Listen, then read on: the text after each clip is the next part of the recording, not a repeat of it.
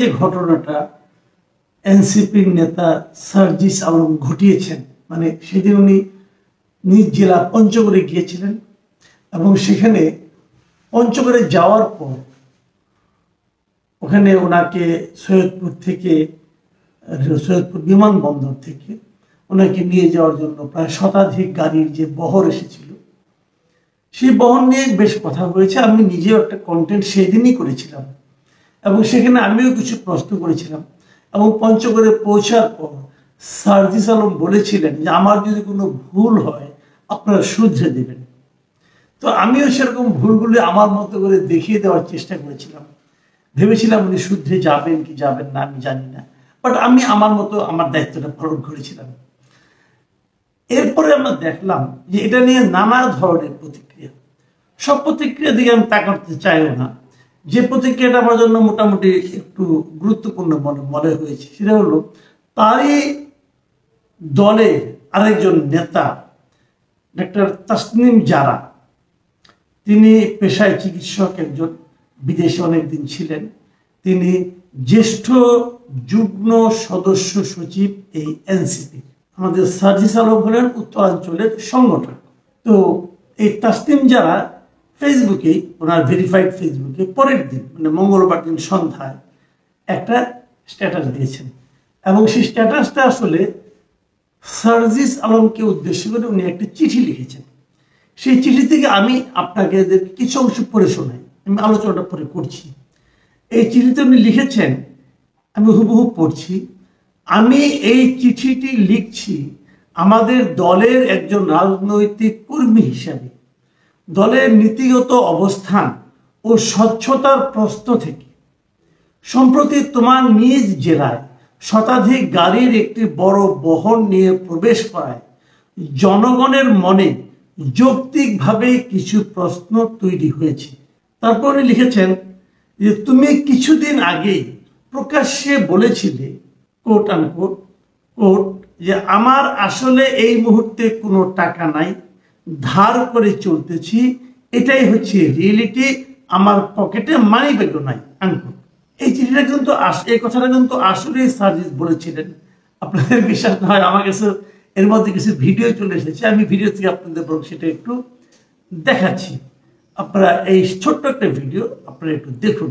এটাই হচ্ছে রিয়েলিটি যে আপনি আমাদের যারা সমন্বয়ক বলে যাদেরকে চিনেন তাদের পকেটে হাত দিলে কখনো 2-3 হাজার টাকাও পাবেন না, আমার পকেটে মানি ব্যাগও নাই, কিন্তু আপনি এটা বলতে পারতেছেন না কারণ মানুষ বিশ্বাস করে। আপনারা ভিডিওটা দেখলেন, এটা দেখে নিশ্চয়ই আপনারা বুঝতে পারছেন যে উনি এই ধরনের কথা বলেছেন।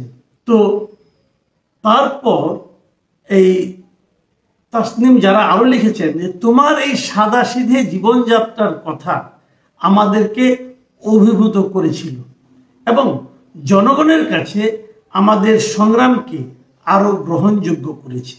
এটা উনি সার্জিসকে বলেছেন। তারপরে উনি ফিনিশিংয়ে বলেছেন, আমি আরেকটা মাঝখানে একটা পারা স্কিপ করে গেলাম, ফিনিশিংয়ে বলেছেন আমি আশা করি বিষয়টি তুমি আন্তরিকতার সাথে বিবেচনা করবে এবং জনগণের সামনে একটি গ্রহণযোগ্য ও পরিষ্কার ব্যাখ্যা তুলে ধরবে।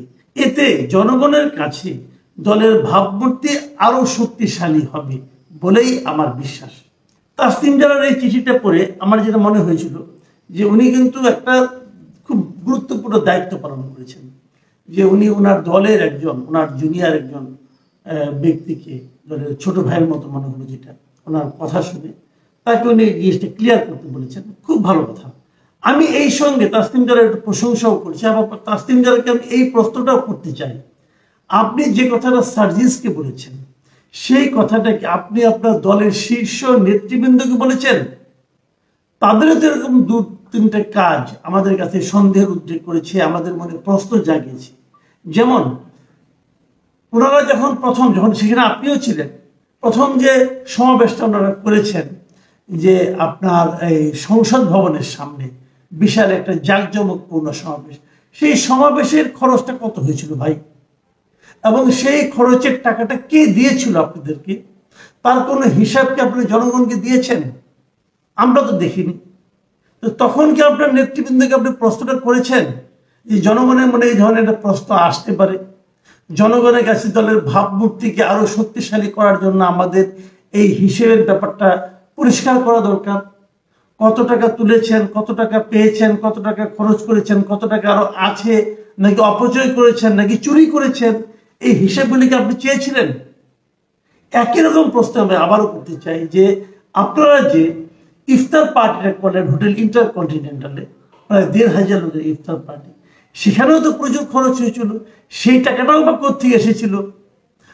আমি যদি বলি এই দুটো খরচের কোনো হিসেব আপনারা দেননি বলে জনগণের কাছে, স্যার যদি ভেবেছে এভাবে খরচ করা যায়, কাজেই সে করেছে, এটাও তো হতে পারে।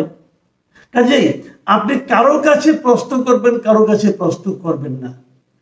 কাউকে বলবেন যে তুমি ট্রান্সপারেন্ট হও এবং অন্য অনেককে বলবেন যে তোমরা ট্রান্সপারেন্ট হওয়ার ব্যাপারে আপনার কোনো মাথা ব্যথা থাকবে না, সেটা কিন্তু ভাই হয় না। আপনি কখনো নীতিবান, কখনো হিপোক্রেট, এটা হয় না। আপনি যে কোনো একটা পথে যান। তারপরেও আপনি একটা প্রশ্ন করেছেন, এটা আমার কাছে খুব ভালো লেগেছে, আপনাকে ধন্যবাদ জানাচ্ছি। এখন আমি পরের প্রসঙ্গে আসি। ঠিক পরের দিনে কিন্তু